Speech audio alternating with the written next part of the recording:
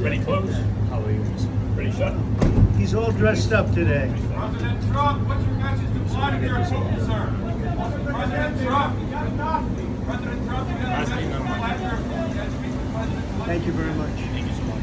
Thank you very much. It's an honor to have President Zelensky of Ukraine. And we've been working very hard, very close. So we've actually known each other for a long time. We've been dealing with each other for a long time and very well. We had a little negotiation spat, but that worked out great. I think for both countries, I think for the world, actually, beyond both countries. And we have something that is a very fair deal. And we look forward to getting in and digging and working and getting some of the rare earth. But it means we're going to be inside, and it's a big commitment from the United States, and we appreciate working with you very much. And we will continue to do that. We have had some very good discussions with Russia. I spoke with President Putin, and we're going to try and bring this to a close. It's something that you want and that he wants. We have to negotiate a deal, but we've started the confines of a deal, and I think something can happen. The big thing is the number of soldiers, mostly at this point, but soldiers being killed. You're losing thousands of soldiers. On both sides, we're losing a lot of soldiers, and we want to see it stop, and we want to see the money get put to different kinds of use, like rebuilding, and we're going to be working very hard, but we've had a lot of very good conversations. I will say until we came along, the Biden administration didn't speak to Russia whatsoever. They didn't speak to anybody. They just allowed this to continue. And I will say that, I'll say in front of you, you've heard me say it 1,000 times, if I were president, this war would have never happened. We would have had a deal negotiated for you without having to go through what you've gone through. But your soldiers have been unbelievably brave. We've given them great equipment, but somebody has to use the equipment. They've been unbelievably brave. And we give them great credit. This was supposed to be over very quickly, and here we are 3 years later. So I give tremendous credit to your generals and your soldiers and yourself in the sense that it's been very hard fighting, very tough fighting, great fighters, and you have to be very proud of them from that standpoint. But now we want to get it over with. It's enough, right? We want to get it over with. So. It's an honor to have you here. Thank you very much for coming. We're going to sign the agreement at the conference in the East Room in a little while, right after lunch. And we'll be having lunch together. We're also discussing some other things. And we appreciate everybody being here. It's somewhat of an exciting moment, but the really exciting moment is when they stop the shooting or we end up with a deal. And I think we're fairly close to getting that. And an honor to have you. With how much money is the U.S. going to put into the fund that is being created today, and how does this provide long-term security for Ukraine? Well, we don't know exactly how much because we're going to be putting some money in a fund that we're going to get from the raw earth that we're going to be taking and sharing in terms of revenue. So it's going to be a lot of money will be made from the sale and from the use of raw earth. And as you know, our country doesn't have much raw earth. We have a lot of oil and gas, but we don't have a lot of the raw earth. And what we do have is protected by the environmentalists, but that can be unprotected. But still, it's not very much. They have among the best in the world in terms of raw earth. So we're going to be using that, using it for all of the things we do, including AI and including weapons and the military, and it's really going to very much satisfy our needs. So it was something that just worked out really well. We have a lot of oil and we have a lot of gas. We have a lot, but we don't have raw earth. So this has just about every component of the raw earth that we need for computers, for all of the things we do. This puts us in great shape. I hope I'm going to be remembered as a peacemaker. This would be a great thing if we could do this. I'm doing this to save lives more than anything else. Second is to save a lot of money, but I consider that to be far less important. So I hope I'm going to thank you, Brian, for that question. It was a nice question. I hope I'll be known and recognized as a peacemaker. This would be a great thing to solve. This is a very dangerous situation. You know, this could lead to a third world war. This was headed in the wrong direction. If this election were lost, if we didn't win this election, and by the way, we won it by a lot. That was a mandate. We won every swing state. We won the popular vote by millions and millions of votes. We won everything. The districts, you look at the areas of red, take a look at a map. This was a big mandate, and this was one of the things. I said, we're going to get this thing settled. If we didn't win, I think this could have very well ended up in a third world war. It's a pathway to peace. It's a pathway to getting something solved. And I feel that as the head of this country, I have an obligation to do that. Plus, we're very much involved. We got involved. It's too bad we got involved because there should have been no involvement, because there should have been no war. And there shouldn't have been October 7th. That would have never happened. As you know, Iran was broke. They had no money to give to Hezbollah. They had no money to give to Hamas. They were stone cold broke. And then under Biden, they became rich as hell. They went from no money to $300 billion in a period of 4 years. And they gave a lot of that money away, and you see what happened. And that's a real mess also that we hope to be able to solve. But, no, I appreciate your question very much. I feel I have an obligation to try and do something to stop the death.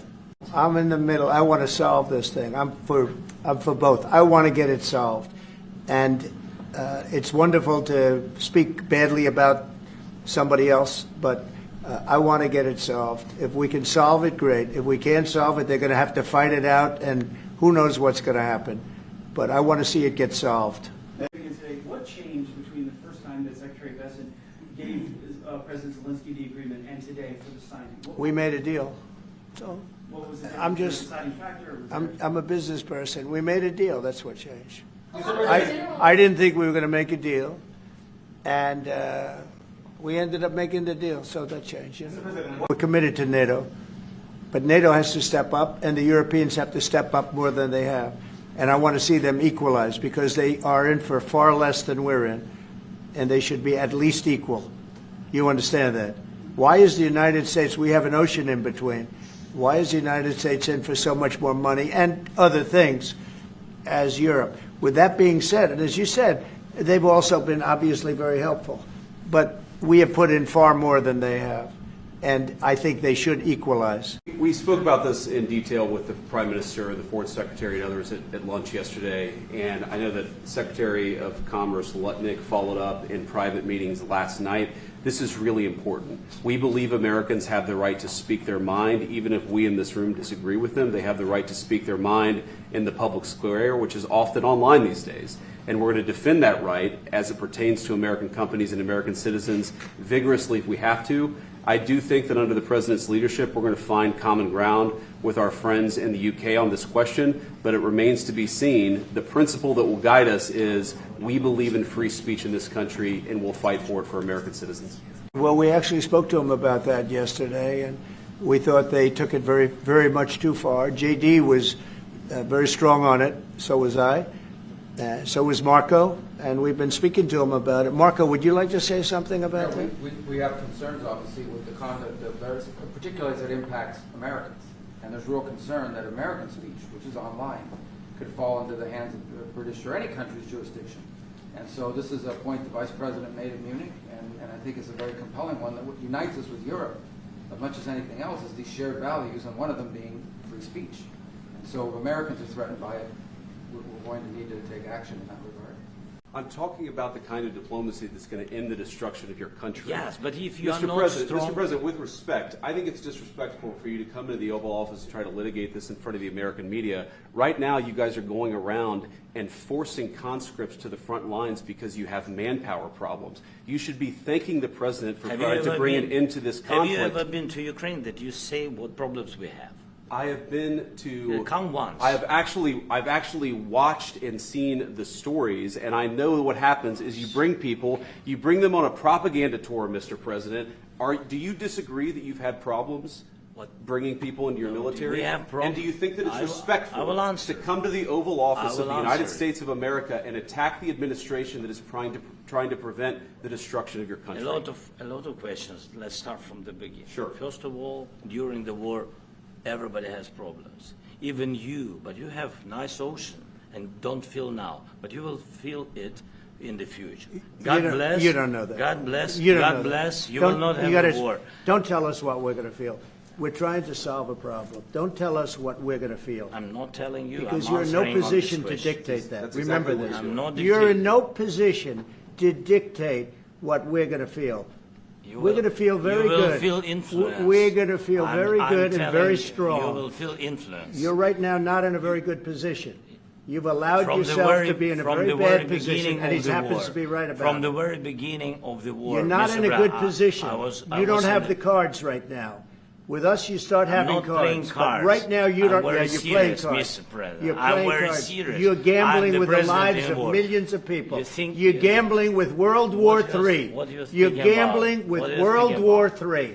And You- what you're doing is very disrespectful to the country, this country. That's with back all to you. respect to your Far country. more than a lot of people said very they respect. should have. Have you said thank you once? A lot of Entire meeting? times. No, in this Even entire meeting, today. have you said thank Even you? today. You went to Pennsylvania and campaigned for the opposition in October. Offer some words of appreciation for what- the United what States you're of speaking America about. and the president who's trying to save your country. Excuse me, that was with Obama, who gave you sheets, and I gave you javelins. Yes. I gave you the javelins to take out all those tanks. Obama gave you sheets. In fact, the statement is Obama gave sheets and Trump gave javelins.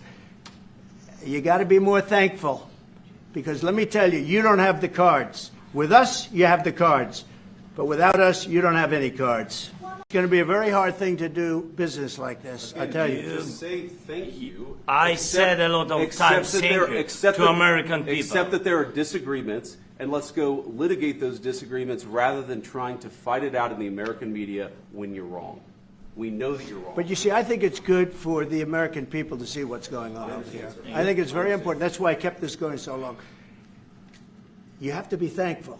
You don't have the I'm cards. thankful. You're buried there. Your people are dying. tell you You're again, running I low know. on soldiers. Don't- Listen, don't please, you're running Mr. low on President. soldiers. It would be a damn good thing. Mr. And President. then you tell us, I don't want a ceasefire. I don't want a ceasefire. I want to go, and I wanted this. Look, if you could get a ceasefire right now, I tell you, you take it so the bullets stop flying and your men stop getting killed. Of course, we want to stop the war. But But you're I saying said, you don't want a ceasefire. But I said to you, I want a ceasefire. with guarantees. Because you'll get a ceasefire faster than an agreement.